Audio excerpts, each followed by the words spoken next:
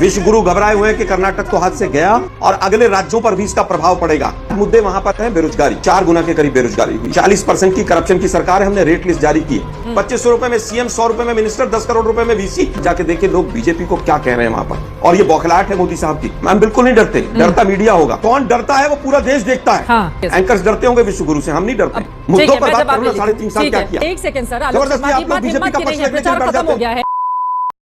चलो भाई, बीजेपी ने सोनिया गांधी की शिकायत कर दी है चुनाव आयोग से, यह कहते हुए कि संप्रभुता को लेकर आखिर क्या मंशा रखती है यह पार्टी। टुकड़े टुकड़े यही मकसद है कांग्रेस का, और माफी मांगने की मांग की गई है बीजेपी के नेताओं की ओर से। अभी बता है भाई, अभी बता है। मुझे लगता है मुद्दा नहीं है चित्रा जी। मुद्दा यह है कि 40% कमीशन की सरकार जा रही है, और अगर भाषण में उन्होंने ये बात कही है तो आज तक अभी उसको चलाए। मैं कहूंगा कि उस मुद्दे पर मत जाइए, वो मुद्दा नहीं है। और दुर्भाग्य यह है कि बीजेपी हारती है तो मुद्दों से भटकाती। सही पकड़े हैं। मैं बताता हूं आपको, सबसे पहले विषय आया रिजर्वेशन का, फिर आया आशीर्वाद का कि कर्नाटक की जनता अगर आशीर्वाद, मोदी जी का आशीर्वाद नहीं मिलेगा तो कर्नाटक का पता नहीं क्या हो जाएगा। फिर अगर कर्नाटक में बीजेपी की सरकार नहीं आएगी तो दंगे हो जाएंगे। जनता को आप मूर्ख समझना बंद कर दीजिए। पीएफआई की बात कर रहे हैं, 10,000 जो पत्थरबाज थे उनको किसने छोड़ा था? नवाज शरीफ ने छोड़ा था। आतंकियों की बात कर रहे हैं आप, आतंकियों के साथ तो आपने सरकारें बनाई। आतंकी जो रहे हैं उनको तो आपने यहां पर 7 रेस कोर्स तक में बुलाया है। जो आतंकी रहे हैं उनको तो मंत्री बनाया जम्मू कश्मीर में। जिन्ना के साथ आपने सरकार बनाई, और जिन्ना जब मर गए तब भी उनकी मजार पर लोटपोट हो गए। अडवाणी जी भूल गए आप लोग, टुकड़े टुकड़े गैंग पे पार्लियामेंट में कहा कि ऐसा कोई गैंग नहीं। इस प्रकार की बचकाना बातें किसी के गले नहीं उतरती, लोग मजाक उड़ाते हैं। अफजल गुरु को तो हमने फांसी दे दी, उसकी तो पैन भी नहीं दिया हमने उसके घर वालों को, लेकिन आपने बुरहान वानी की डेड बॉडी देके वहां तांडव कराया। कर्नाटक में उसके बाद आप कन्हैया की और तमाम लोगों की कहते हैं। हाँ।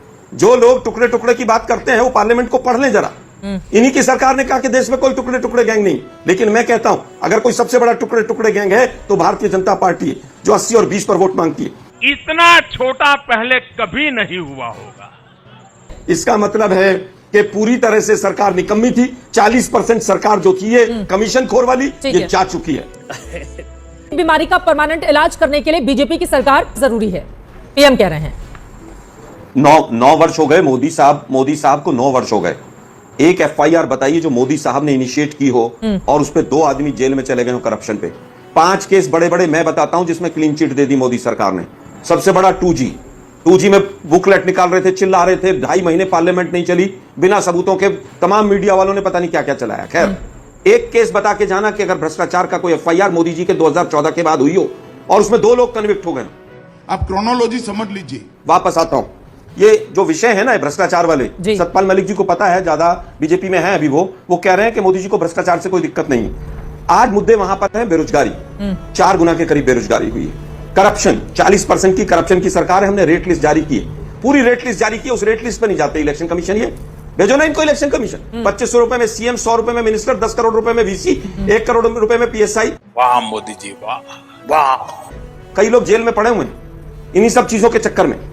और अगर इनकी पोजीशन, रामचंद्रन साहब मेरे बिल्कुल बड़े भाई हैं और बहुत गहरे पत्रकार हैं, लेकिन रामचंद्रन साहब मैं वहां पर 22-23 दिन रेगुलर रहा हूं। ग्राउंड पर जाके देखिए लोग बीजेपी को क्या कह रहे हैं वहां पर। सुसाइड रेट जिस राज्य के अंदर किसानों का डबल हो गया हो, बेरोजगारी 4 गुना हो गई हो, राज्य के ऊपर कर्जा 4 गुना के करीब हो गया हो, और ये बौखलाहट है मोदी साहब की, जो रोज नए नए झूठ लेकर आ रहे हैं, नए नए भाषण लेकर आ रहे हैं। मुझे लगता है कि जिस तरह से आज बीजेपी के तमाम लीडर्स छोड़ कर गए हैं, पहली बार हुआ है, मीडिया ने तो नहीं चलाया, कांग्रेस का तो कॉर्पोरेशन भी चला जाए तो एक दिन पूरी बिग स्टोरी बन जाती है। शर्म करो शर्म। इनके तमाम 20 से करीब तो पुराने एमएलए छोड़ गए, सीएम और डिप्टी सीएम छोड़ गए।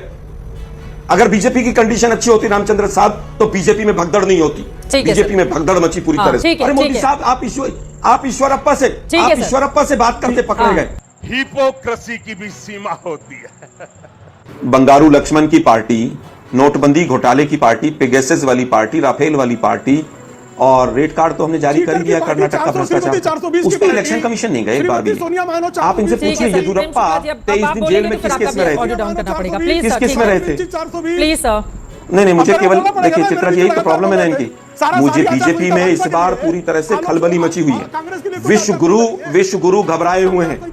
विश्व गुरु घबराए हुए हैं कि कर्नाटक तो हाथ से गया और अगले राज्यों पर भी इसका प्रभाव पड़ेगा, और तमाम झूठ पे झूठ पेले चले जा रहे हैं। क्या बोला तूने? तमाम झूठ पे झूठ पेले चले जा रहे हैं। मर्यादा रखिए। थोड़ी मर्यादा रखिए। अगर पलट के मैं आपको 4 शब्द बोल दूं तो कैसा लगेगा? मैं नहीं बोलूंगा क्योंकि मेरी मर्यादा है।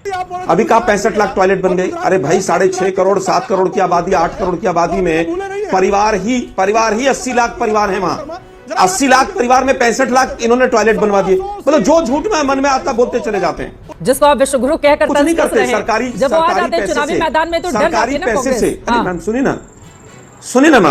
ना मैम बिल्कुल नहीं डरते। डरता मीडिया होगा, कांग्रेस नहीं डरती। ठीक है सर। एंकर्स डरते होंगे विश्वगुरु से, हम नहीं डरते।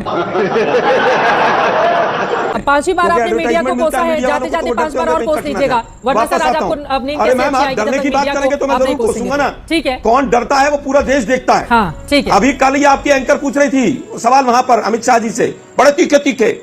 कोई पूछता आम चूस कर खाते सर हो, लिखी हुई कोई बात पूछता ट्विटर पर, बंटवारा उससे रखते तो हो। आप अपना पल्ला पता झाड़ चलता ले रहे डरता हैं, कौन है? लेकिन एंकर पर जब कांग्रेस तक आरोप कभी आप नहीं डरती लगा है। लेंगे आलोक शर्मा जी, कांग्रेस तब तक आपका मन नहीं कांग्रेस भरेगा। और मैं ललकारती अब है। मेरे पास वक्त की कमी नहीं, है आप- सर, डरते इसलिए है, मैंने इस सवाल का इस्तेमाल इसलिए किया क्योंकि हम सबने देखा है कि जब नरेंद्र मोदी चुनावी मैदान में उतरते हैं तो माहौल बदल जाता है। कुछ भी आलोक जी आप इससे इनकार नहीं कर सकते, आप कहेंगे तो मैं बीते 10 चुनावों का आपको रिजल्ट आपके सामने दे दूंगी। लेकिन भाई साहब कुछ ज्यादा नहीं हो गया ये? मतलब कुछ भी